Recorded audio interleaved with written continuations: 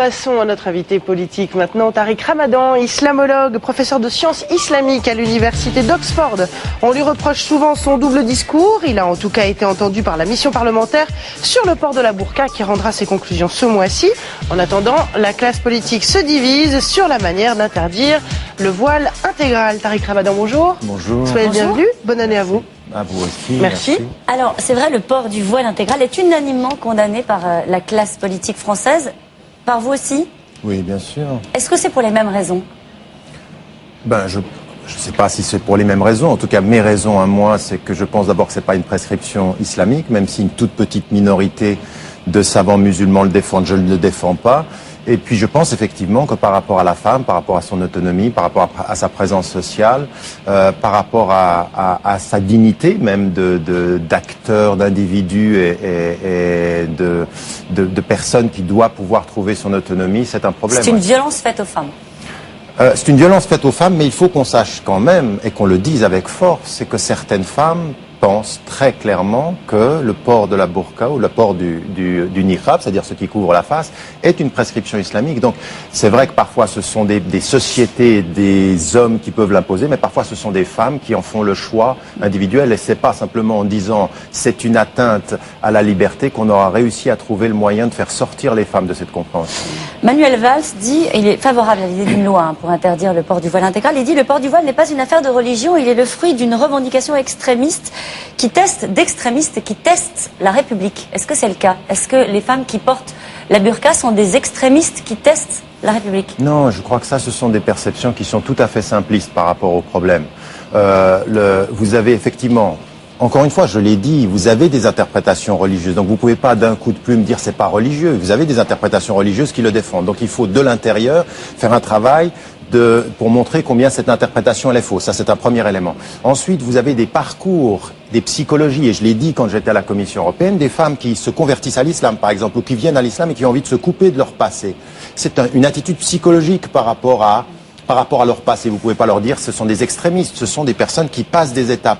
À elles, vous ne leur dites pas que vous êtes extrémiste, vous essayez de comprendre ce qui est en train de se passer. Et maintenant, vous avez effectivement des attitudes qui sont des attitudes extrêmes, parfois avec une interprétation très très littéraliste, vis-à-vis desquelles il faut aussi un autre travail. Donc il ne faut pas généraliser et simplifier les choses. Il y a de plus en plus de femmes qui portent le voile intégral. Est-ce que ça vous pose un problème? Oui, ça me pose un problème, mais j'aimerais rappeler en termes de chiffres, et on l'a dans d'autres pays européens, c'est pas simplement en France qu'il faut regarder les choses, c'est que proportionnellement au nombre de musulmans et de musulmanes aujourd'hui en Europe, la proportion de femmes qui portent la burqa ou le niqab a diminué. C'est-à-dire qu'il ne faut pas regarder les choses en chiffres absolus, il faut regarder les choses en termes de comparaison. Vous avez une population qui s'est installée en plus grand nombre, et donc de ce point de vue-là, la proportion, elle a diminué. Ils sont peut-être plus visibles, mais dans vos rues, dans vos téléviseurs, partout, les musulmans sont plus visibles. Les gens qui viennent d'Afrique du Nord sont plus visibles. Donc leur visibilité a augmenté. Et la visibilité proportionnelle des burqas ou des niqabs ne doit pas faire oublier la chose la plus importante. Parce que là, j'aimerais quand même dire une chose. Vous m'invitez ce matin, on parle de la burqa. C'est un sujet aujourd'hui par rapport à ce qui se passe en France qui est complètement marginal. Une amie me faisait remarquer ce matin que, par exemple, vous avez parlé de ce qui s'est passé avec ce jeune qui a tué le jeune Hakim dans l'école. Vous n'avez pas cité le nom d'islam. Pourquoi vous n'avez pas cité le nom de ce jeune garçon? Parce qu'on ne veut pas faire d'amalgame. Et je comprends bien qu'on ne veut pas faire d'amalgame. On a progressé de ce point de vue-là. Mais la vraie question, elle est celle-ci. Aujourd'hui, depuis 2005, ce qui se passe dans ce pays, c'est que dans les banlieues, la question de la burqa, c'est pas le problème. Le problème, c'est que depuis 2005, il n'y a pas de politique. On a une secrétaire d'État aujourd'hui qui nous dit ce que Sarkozy a dit en 2005. Il nous parle du Karcher. On veut des politiques sociales. On ne veut pas tout mélanger. Qu'on arrête de nous faire de la burqa un objet électoraliste alors qu'on a des problèmes sociaux qui demandent aujourd'hui des vraies résolutions. Où sont ces résolutions? Non, on nous parle de l'identité nationale. Ce serait bien que l'identité nationale se joue dans les banlieues. Vous dites que ce n'est pas un sujet, néanmoins c'est un sujet qui mobilise l'ensemble de la classe politique, droite et gauche. On va dire que c'est utilisé à des fins électoralistes par la droite. Visiblement, ça intéresse aussi la gauche. Certains même à gauche se disent favorables à l'idée d'une loi pour interdire la burqa, pour en finir le voile intégral. Il faut dire voile intégral ou burqa? Qu'on soit bien d'accord. Vous pouvez dire les trois. On peut dire les deux.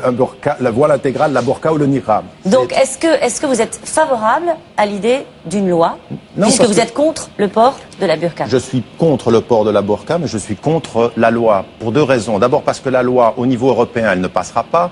Le deuxième point, c'est que ce n'est pas comme ça que vous faites changer les mentalités et qu'aujourd'hui, à droite ou à gauche, non, parce que la loi, qu'est-ce qu'elle va faire? Elle va dire aux gens, vous ne portez pas la burqa dans l'espace public.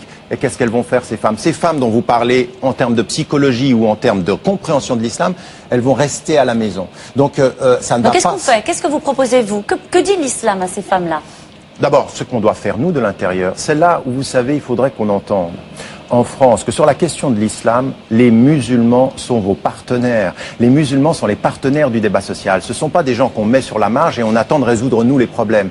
De l'intérieur, ce que nous avons à faire, et nous le faisons, et c'est ce pourquoi, en termes de proportion, ça diminue le port de la burqa, c'est qu'on fait un travail d'éducation en disant que ça n'est pas une prescription islamique, il faut aller à l'encontre de cette compréhension-là. Donc il y a un vrai travail. Mais ça marche pas? Mais si, ça marche, puisque proportionnellement, ça diminue par rapport à la visibilité. Contrairement à ce qu'on est en train de dire, les chiffres nous disent quelques centaines. Vous faites une loi pour quelques centaines de personnes, mais quand les femmes des grands princes pleins d'argent, les pétromonarques vont venir, qu'est-ce que vous allez leur faire? Vous allez les cacher sur la place publique pour pas qu'on les voit? Parce qu'elles ont l'argent qui, elles, leur donneront l'exception, alors que ce sont les pauvres jeunes filles, aujourd'hui, qui subiront les pénalités de la loi avec des contraventions. Alors justement, le principe de la loi, de la proposition de loi voulue par Jean-François Copé et une vingtaine de parlementaires, c'est quoi? Une aberration, l'idée de mettre des amendes de 750 € à des femmes qui porteraient la burqa. Comment est-ce que vous